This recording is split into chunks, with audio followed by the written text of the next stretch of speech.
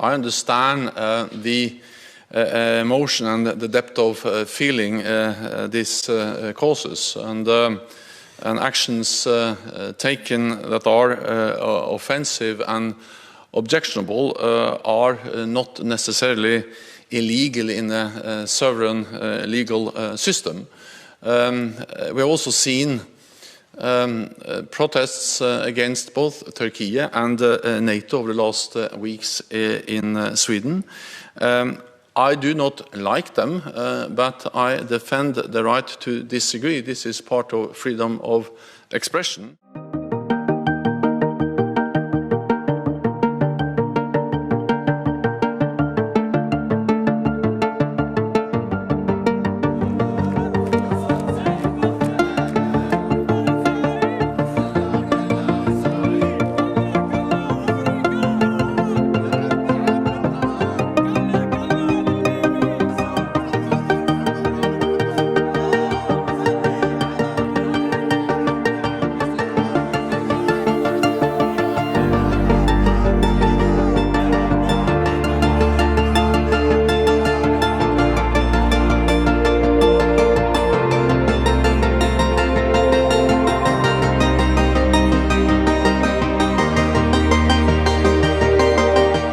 What is important for me is that we have to make progress on finalizing the accession of Sweden into the alliance. I spoke with President Erdogan recently, and we agreed to convene a high-level meeting of officials here in Brussels Thursday next week. It will be the foreign ministers, the national security advisors, and the chiefs of intelligence.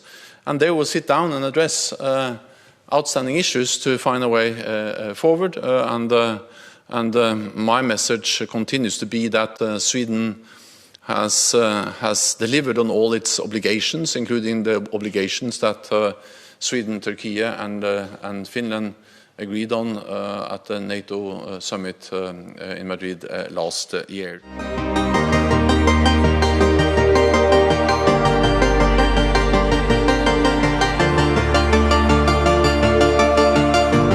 I will say that we do condemn it. We're deeply concerned by the act. The United States, of course, supports freedom of expression and the right to peaceful assembly as elements of democracy.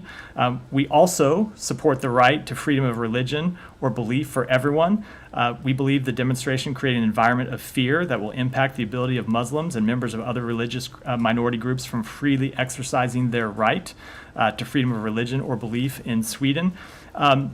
We also believe that issuing the permit for this demonstration supports freedom of expression and is not an endorsement of the demonstration's actions. More work to foster an inclusive environment for members of religious minority groups is needed, but I would note that the Swedish Justice Minister said Sweden has strong protection for freedom of expression and the police handles permit issues. At the same time, the fact that it is allowed does not in any way mean that we have to support what is said.